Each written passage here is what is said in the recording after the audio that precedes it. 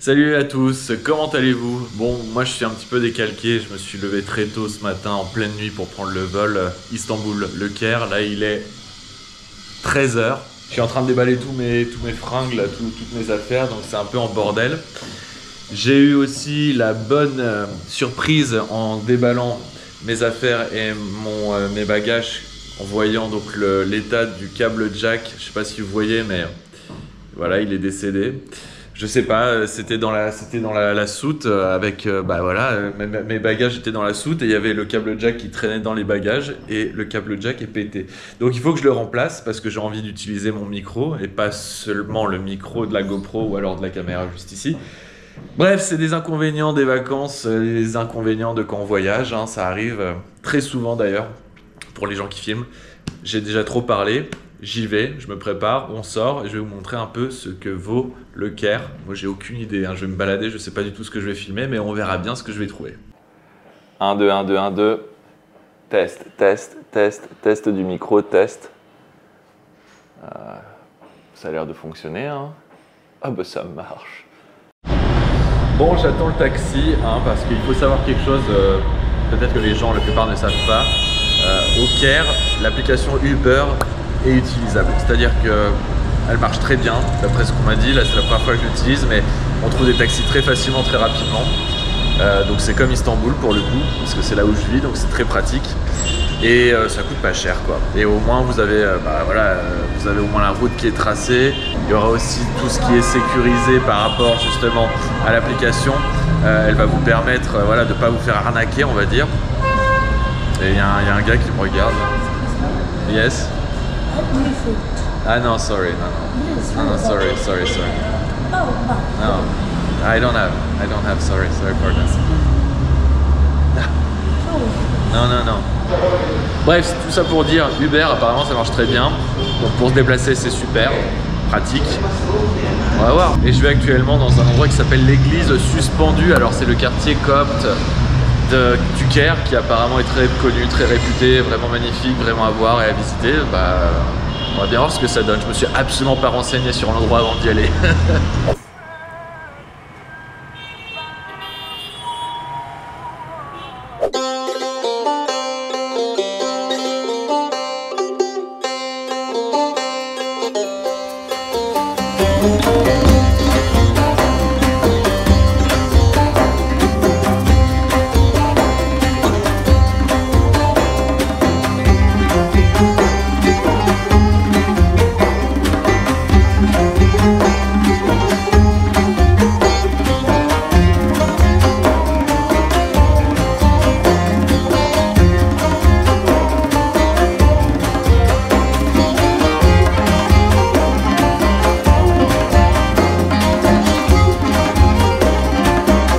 C'est pas un mythe, hein. On se fait littéralement harceler par la population dès qu'on s'approche de quelque chose, dès qu'on rentre quelque part, dès qu'on regarde quelque chose. C'est pas méchant en soi, mais c'est vrai qu'ils te sautent à la gorge direct les mecs. Ah, vous voulez quelque chose, vous venez d'où? Ah, c'est pas cher, c'est même gratuit pour vous. Je vous prends en tant que frère, mais pas en tant que client. J'en ai croisé bien une dizaine là sur 100 mètres. C'est pas une légende. C'est pas une légende, mais le lieu vaut franchement le détour. Tout le quartier copte nous ravit par son architecture, son histoire, car dans le lieu, vous tomberez non pas sur une, mais 4 églises coptes, toutes à visiter et toutes très proches les unes des autres. Rien à voir, mais ce petit groupe de gars là, ils ont vu que je filmais, et évidemment ça s'est fini comme ça.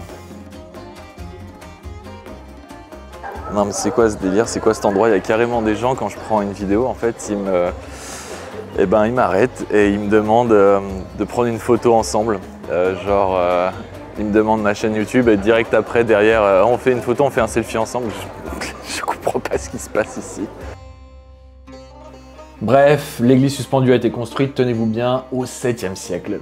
Petite joueuse, vous me direz, comparée aux autres pyramides?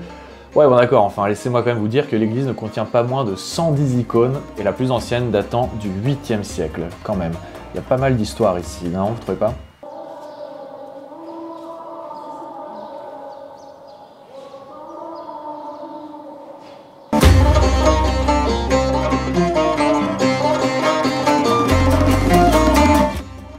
Petite pause dans un café dans le quartier, et alors là, explosion de saveurs. Mon Dieu que ce fut bon, une sorte de riz au lait avec des fruits secs par-dessus. J'ai oublié le nom, mais apparemment c'est un dessert qu'on peut trouver assez facilement en Égypte. Bref, je vous recommande ce café et je vous recommande encore plus ce mec qui est délicieux. Hop là, et nous voici ici. On est où? On est là. On va aller tout là-haut. Là-haut, là-haut.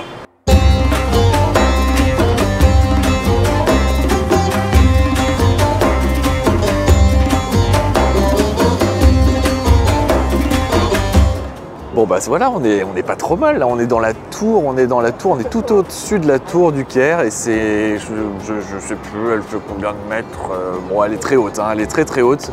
Je vous laisse vraiment admirer le spectacle. Bon enfin je vous mettrai les vidéos que j'ai filmées, j'ai envie d'y rester des heures à cet endroit, tellement c'est impressionnant parce qu'on voit absolument tout.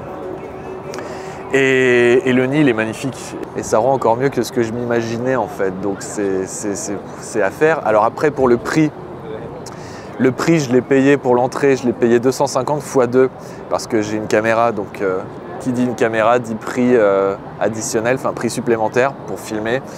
Et j'ai réussi à négocier le micro aussi parce qu'ils ont des problèmes ici en Égypte, ils veulent pas qu'on utilise de micro dans plein d'endroits.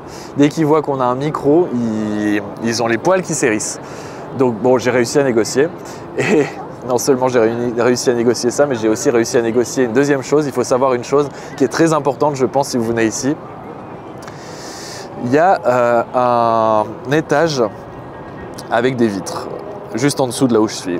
Et si vous êtes seul, vous aurez droit qu'à cet endroit pour la vue, quoi. Si vous êtes seul, comme moi je suis seul. Donc je me suis dit, bon, bah, ça vaut mieux ça que rien, quoi. Et au final, je suis tombé sur un Français dans la file d'attente pour monter et on a dit qu'on était ensemble. Donc on a négocié et le mec est français, hein, il a son passeport français et tout quoi. Et ensuite on est tombé à deux dans l'ascenseur et puis on leur a dit bah écoutez non, nous on est un groupe, enfin on est deux. Lui il est arrivé avant moi, on a payé séparément mais on est ensemble. En négociant 5-10 minutes, ensuite c'est passé et on a eu accès donc au rooftop, à l'accès qui est vraiment tout en haut, à cette vue magnifique parce qu'en fait si vous allez juste là où il y a les vitres, non seulement c'est ridicule parce que c'est minuscule, vous n'avez pas accès à 360 degrés, mais en plus franchement c'est tristoun quoi. Alors que là avec le vent, c'est d'enfer quoi, la vue est d'enfer. Donc voilà, petite information quand même à prendre en compte, venez pas seul. Ne venez pas seul parce que vous n'aurez pas accès à cet endroit et c'est quand même bien dommage. Moi franchement je suis bluffé par l'endroit.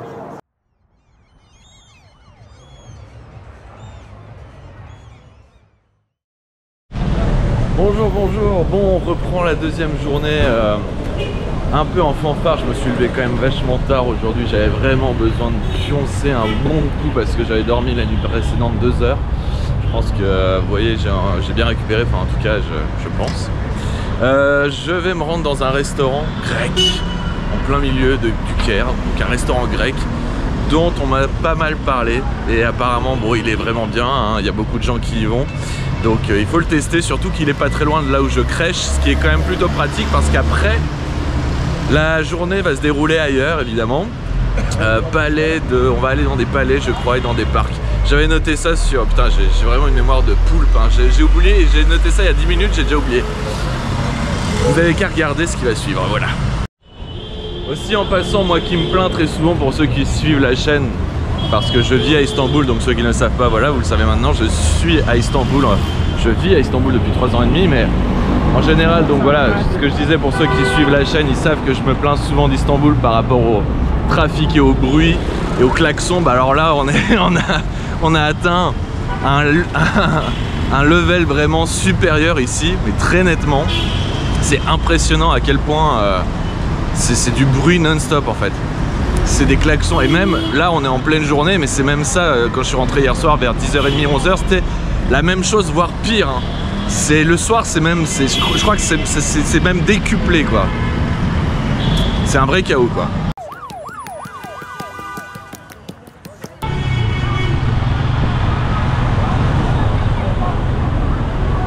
Voilà, et on va là. Greek Club avec les parasols bleus. Merci pour la vue monsieur, on voit plus rien.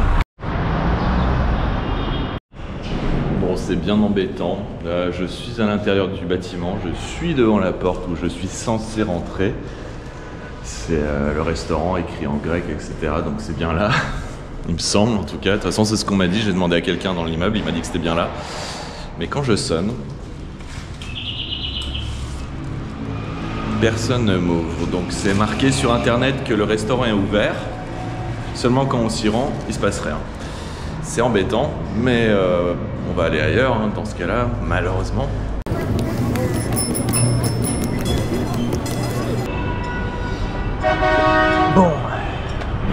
Bon, j'ai trouvé.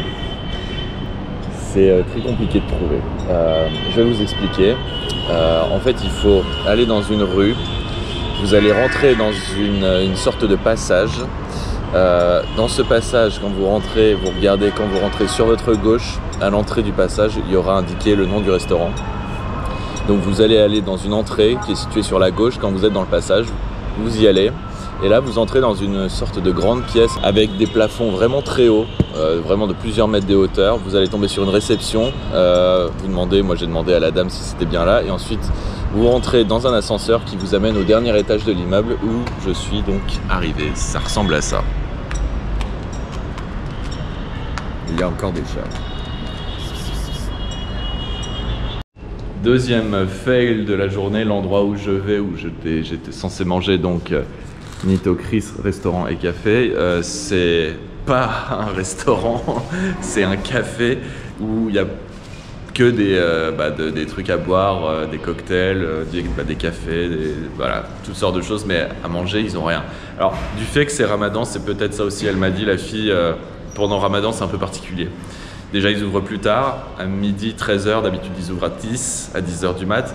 Et ils ferment autour de 1h ou 2h du mat, alors que d'habitude c'est 3h du mat. Bon bref, c'est très particulier. Je crève la dalle, donc j'ai trouvé un troisième endroit là, complètement par hasard sur Google Maps, on verra ce que ça vaut. Bon, nous voici dans un restaurant. Franchement, le restaurant est vraiment cool. Voilà, ça ressemble à ça. C'est... on se croirait, je sais pas, on se croirait dans... Ça a une ambiance très particulière, feutrée avec des couleurs tamisées, des lumières tamisées, avec du cuir et de la moquette un peu partout, des tapis partout. On a l'impression, enfin moi c'est mon impression, hein, c'est mon impression personnelle, j'ai vraiment l'impression d'être dans un restaurant façon James Bond quoi. Quand on regarde L'espion qui m'aimait, voilà, pour ceux qui ont la ref, c'est un vieux James Bond, franchement ça a vraiment la même gueule que dans le film, je sais pas, avec les grilles et tout, etc. Bon, j'ai pris à manger, on verra ce que ça donne, mais déjà, pour point de vue décoration et ambiance, j'aime bien.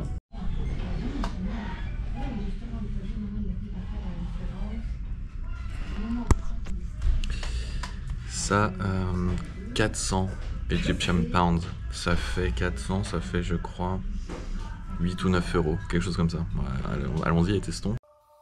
Le repas dans ce petit resto fait le taf, ça remplit bien, ça a du goût, la viande est bien cuite, les serveurs hyper gentils et hyper aimables, bref la qualité était là. Si vous voulez manger dans un endroit sûr, faites confiance à ce lieu, ça vaut aussi le détour franchement. Putain, il vient de m'arriver un truc, c'était tellement bizarre la conversation que je viens d'avoir avec une personne dans le restaurant. J'ai pas filmé plus dans le restaurant parce que une personne, voilà, on a commencé à discuter, elle m'avait l'air tout à fait sympathique au premier abord, donc on a discuté tranquille, d'où tu viens, qu'est-ce que tu fais, tiens t'as commandé quoi à manger, c'est bon ici, qu'est-ce que tu fais en Égypte, blablabla, la conversation démarrait normale et doucement et tout d'un coup, en fait la meuf c'est Sylvain Durif.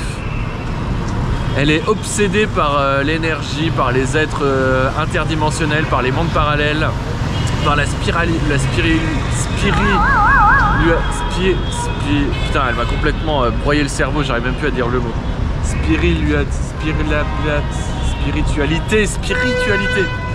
Et c'était c'était dingue quoi. Elle me racontait des trucs, qu'elle est pas née sur Terre, qu'elle vient d'un autre monde. Vraiment, elle était très sérieuse. Moi je la regardais, j'acquiesçais, mais au fond de moi j'étais là, mais c'est quoi le délire? Où va la conversation? Elle voulait pas me dire son nom, elle voulait pas me dire son nom exact, elle voulait pas me donner sa nationalité exacte. parce qu'elle disait que c'était mettre un label sur quelqu'un qui n'est pas d'accord avec ce label. En gros, c'est ce qu'elle disait, elle n'est pas d'accord avec son identité, elle est contre cette identité, elle est contre son nom. Donc elle a choisi une autre, enfin voilà, elle a choisi de s'exprimer, de se présenter autrement que par sa nationalité et son nom que lui ont donné ses parents. Je vous la fais courte, hein, mais la conversation a duré au moins 1 heure et c'était que sur des sujets comme ça. Après, je sais pas, arrivé à la fin de la conversation, je sais plus ce que je lui ai dit pour qu'elle se mette dans cet état-là, mais elle s'est mise à pleurer. Elle s'est mise à pleurer devant moi, j'ai pas du tout compris pourquoi, donc j'ai commencé à lui demander mais qu'est-ce qui se passe, j'ai dit quelque chose qui t'a heurté peut-être, ou enfin dis-moi, et elle a commencé à me parler d'un Twin Flames, en anglais ça veut dire mon jumeau de flamme. je pourrais même pas vous l'expliquer autrement. Et elle m'a dit qu'en gros elle a rencontré quelqu'un qui était son jumeau, mais qu'il était déjà avec un autre de ses jumeaux, donc elle pouvait pas se mettre avec lui. Et ça l'a mis dans une rage et dans un désarroi le plus total. Et ça lui a rappelé des mauvais souvenirs. Je vous raconte ça, mais voilà, je vais la faire courte, mais timbré quoi, timbré complet. J'ai payé, je me suis cassé. Bon, je lui ai dit on se verra bientôt, on a échangé nos numéros, mais je pense que ça n'ira pas au-delà de ce rendez-vous-là. Voilà. Bon, on va ailleurs.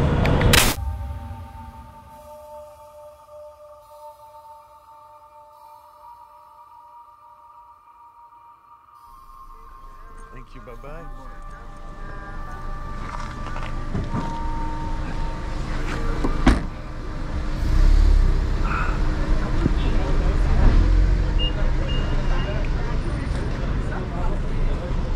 J'arrive pas à croire que je suis ici quoi. C'est incroyable cet endroit, c'est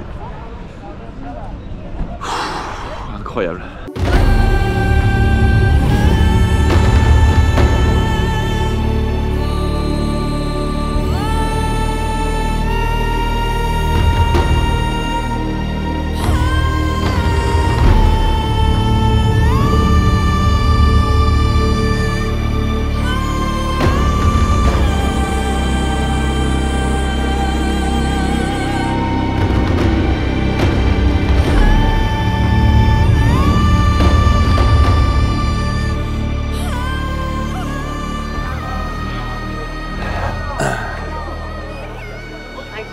Bon, je prends cette vidéo là, comme vous voyez, on est sur la pyramide, c'est-à-dire qu'on est dessus, je suis dessus, là ça bouge pas, je suis bien dessus, bien ancré dessus, mais mon Dieu que c'est pas descriptible. Ouais, alors là, vous voyez, ce lieu, j'ai plus aucun mot pour le définir, ça me dépasse complètement. En fait, je suis en train de refaire dans ma tête le film des 4000 dernières années en me disant que ces pyramides, pendant tout ce temps, elles étaient là, quoi, en fait. J'arrive pas à définir précisément le feeling, ou en tout cas l'impression que j'ai, tellement il y a tant à dire, quoi. Ça dépasse potentiellement tout ce que j'ai pu voir précédemment dans tout ce que j'ai pu voir dans ma vie, on va dire. Et je maintiens, parmi les 7 merveilles du monde, j'en ai pas vu beaucoup, mais celle-là me désarçonne tout particulièrement. J'ai pas envie de dire des choses banales, mais il n'y a aucun mot pour qualifier ce que je ressens non plus, c'est trop puissant comme sensation. En fait, quand on se rend compte de l'histoire du lieu, on peut pas s'imaginer que ça, là, c'est une roche qui a été fabriquée, découpée, montée il y a 4000 ans. Putain, c'est complètement dingue. Ok, thanks.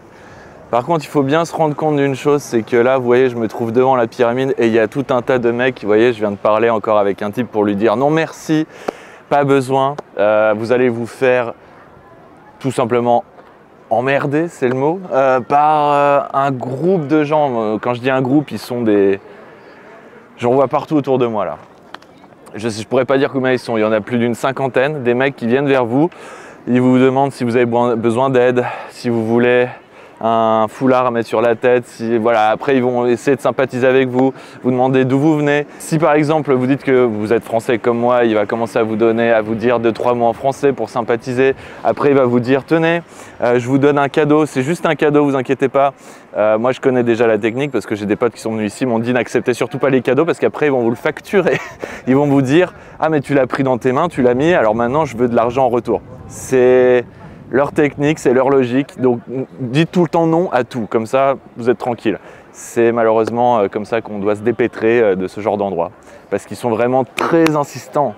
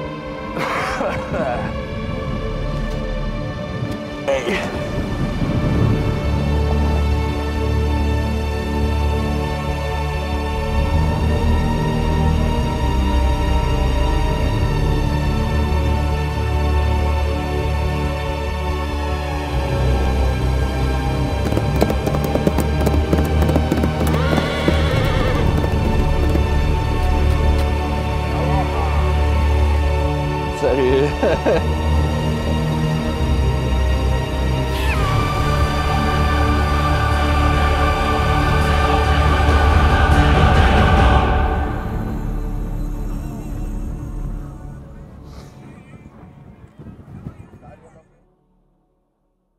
One case Casanova. Very good.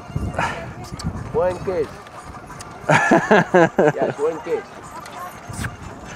Casanova number 1. À titre d'information, là je suis dans une calèche qui m'a coûté 400 Egyptian Pounds. Alors donc c'est 400 mais il faut négocier. À la base ils me demandaient 500. Il y en a d'autres plus bas en bas des pyramides qui m'ont demandé pour 600.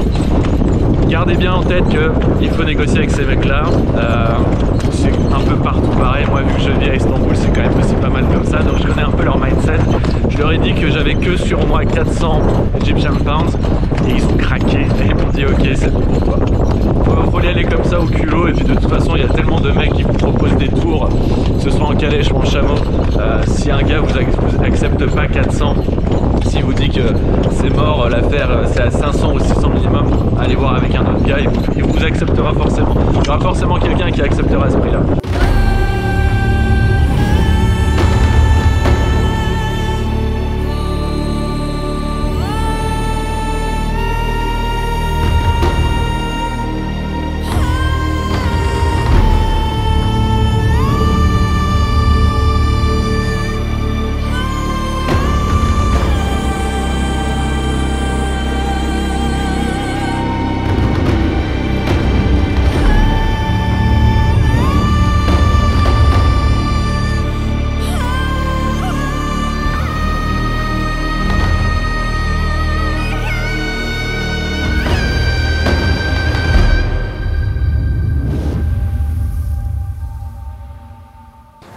Bon, il est 13 h, ça fait 3-4 heures de temps que je suis ici. J'ai vraiment pris mon temps, hein. Y a tellement de choses à voir, le site est tellement immense. Et je pense qu'on s'en rend pas compte en fait. Rien que de monter à la première pyramide qui est à droite, je ne sais pas si vous voyez, ça prend vraiment du temps. Et en plus, voilà, il faut négocier avec les mecs qui ont des calèches, etc. Ça dépend comment vous vous déplacez. Moi j'ai commencé à pied et ensuite je me suis rapidement rendu compte que c'était mieux à calèche. Comme je vous disais, ça coûte 400 Egyptian Pounds. N'hésitez vraiment pas à négocier. Là, je suis au niveau du Sphinx qui est vraiment tout en bas du site. Et la troisième pyramide que vous voyez là-bas, enfin bref, c'est un dédale, c'est très long à faire. C'est très long, mais c'est très bien. Donc on ne voit vraiment pas le temps passer. Par contre, je vois le temps passer parce que je commence à avoir la dalle.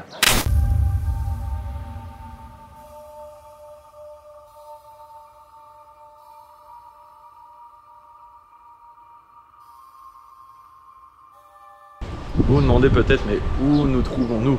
Eh ben on se trouve juste là, vous voyez.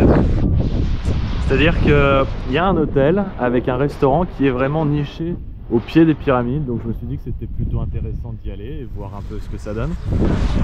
Alors après, je vous cache pas, je suis pas encore entré dans le restaurant, mais vu à quel point c'est luxueux, je pense que je vais douiller, on va voir. Mais je vais trouver quelque chose de pas trop cher, j'en suis sûr. Est-ce que tu as déjà vu des toilettes comme ça? Pas tous les jours, hein, je crois. Pavillon 139 le restaurant. Notez bien, pavillon 139. C'est pas facile d'accès parce que ça se trouve dans l'hôtel de Marriott, mais franchement, venez quoi.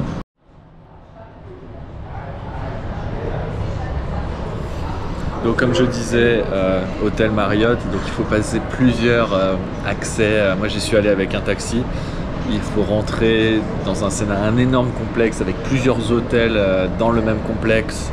Voilà, le taxi, le chauffeur, il expliquait que moi je voulais aller à tel endroit dans le complexe. Donc on est passé par 2 ou 3 entrées différentes avec des barrières à chaque fois, des mecs de la sécu qui checkent et tout machin. Ça a mis au moins 10 minutes de l'entrée principale du complexe jusqu'à là où je me trouve pour rentrer là-dedans, rouler, etc. et arriver dans le lieu, quoi, dans le lieu où je voulais. Mais je viens de regarder, bon c'est très luxueux, j'ai pris un tavuk, je crois que c'est un plat qu'on trouve en Turquie mais qu'on trouve aussi ici, tavuk shish, donc en Turquie c'est le même nom. Là quand j'ai dit tavuk shish, le mec a compris, c'était indiqué la même chose sur le menu ici, quand il m'a donné le menu, donc on a la même chose en Turquie, 500 Egyptian pounds. Et à l'heure où je vous parle, 500 Egyptian pounds, donc pour ce plat c'est 9 €. Dans un endroit ultra luxueux, avec des fontaines partout, avec des sculptures et tout machin, 9 € le plat quoi. L'eau minérale j'ai pas regardé mais ça doit pas être excessivement cher étant donné que le plat il l'est déjà pas. Et voilà quoi. Non bon. C'est magnifique. Pas été déçu du tout du petit tour en taxi dans l'enceinte de l'hôtel Marriott. Bon, même si ça prend le temps pour y arriver, le lieu est idyllique et vous en garderez vraiment de sacrés souvenirs. Cette sauce là, elle est vraiment, mais alors vraiment délicieuse. En fait, c'est de la sauce tahine et on a ça en Turquie. Et bah, c'est tout à fait la même chose qu'en Turquie. Et mélangé avec le poulet, alors là c'est meilleure création ever.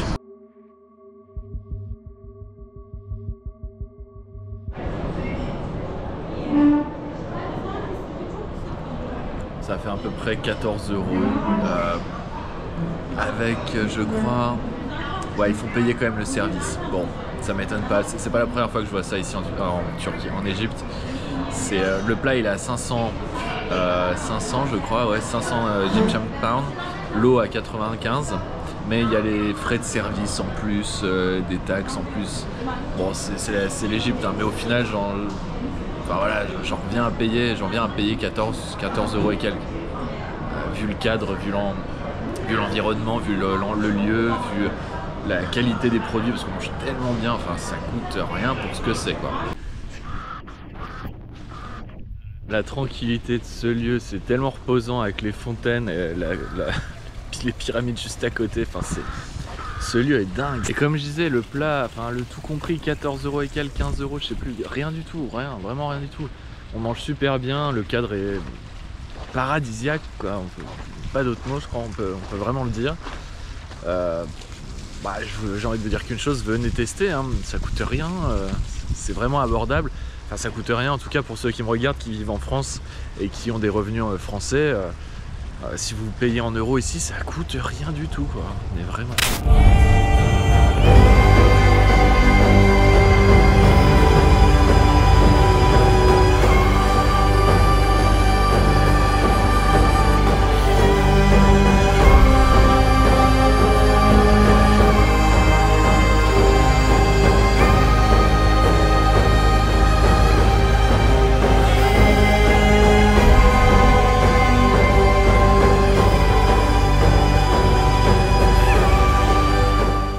Bienvenue au parc Al-Azhar. Je dois sûrement très mal le prononcer, mais voilà, on y est. C'est un oasis en plein milieu de la jungle du Caire.